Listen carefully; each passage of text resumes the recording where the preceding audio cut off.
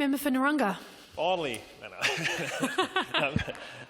Acting Deputy Speaker, obviously facetious. Anyhow, I rise in congratulations to this Parliament for pursuing this course of action and congratulate the Minister for bringing this bill to the House and the expediency with which he hopes to pass it.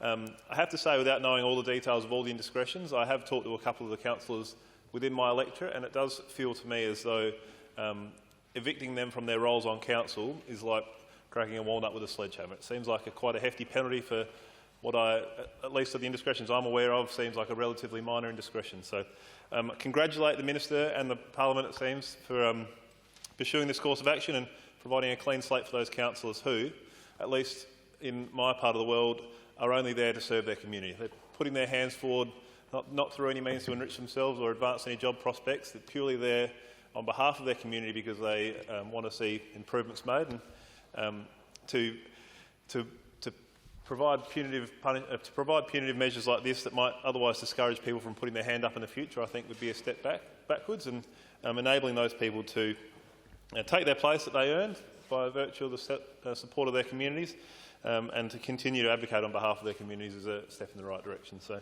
congratulations to the Parliament. I do want to, and it has already been touched on quite eloquently by the member for Flinders, but I do want to touch upon the stress that this has placed upon some of those candidates. I had the opportunity to talk to Richard Carruthers, who was successfully elected to the York Peninsula Council and has been a stalwart of that council and certainly a number of communities on that council for quite some time, and who was unfortunately caught up in this mess.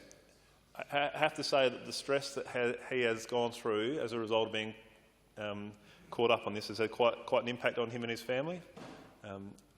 As I said, talked to him last night and asked his permission before bringing it up, but he was extremely relieved to hear that this was the course of action that was being pursued. He'd always done his best to put community first, has achieved some significant things for those people that he represents, and the idea that he might be tarnished with this brush despite a relatively minor indiscretion was weighing quite heavily on his mind.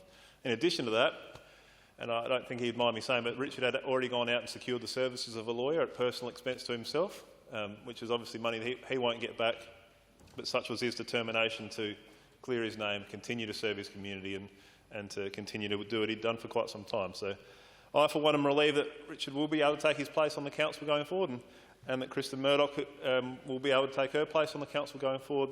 And I look forward to seeing what the YP Council can achieve in its upcoming term.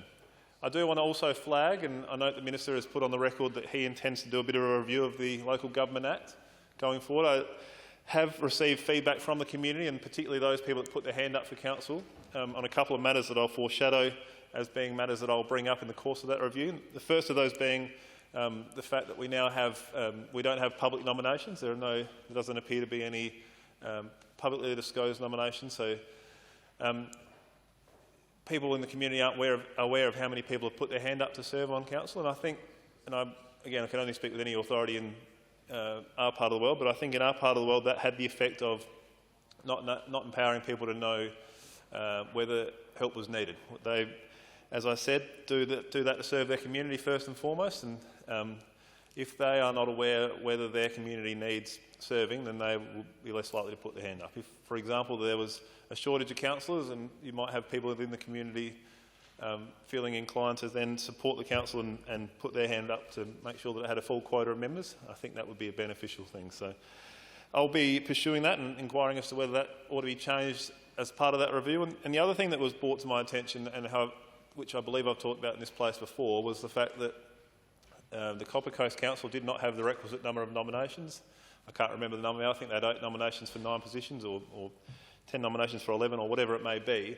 And despite the fact no election was held, they still received a bill from the Electoral Commissioner for the conducting of that election. Now, that to me doesn't seem to make sense. I know we've got to spread the costs out in theory, but if no election was held, it seems quite incongruous that you'd get a bill for the conducting of an election. So I'll be investigating whether that ought to be changed, and whether, if no election is held, whether they ought to receive a bill, and I guess more broadly, whether the Electoral Commission should be recovering costs at all. I mean, one of the virtues of our system is that the Electoral Commissioner is independent and conducts its elections independent of any level of government, and they already receive an allowance from the state government every year in the budget. So whether that money ought to be used and ought to be enough to conduct the elections that they are charged with conducting will be a matter that I'll be pursuing as a part of this review. But in conclusion, congratulations to the Minister and the Government and the entire Parliament for the pursuit of this outcome. I think it's a worthy outcome for those people that have put their hand up,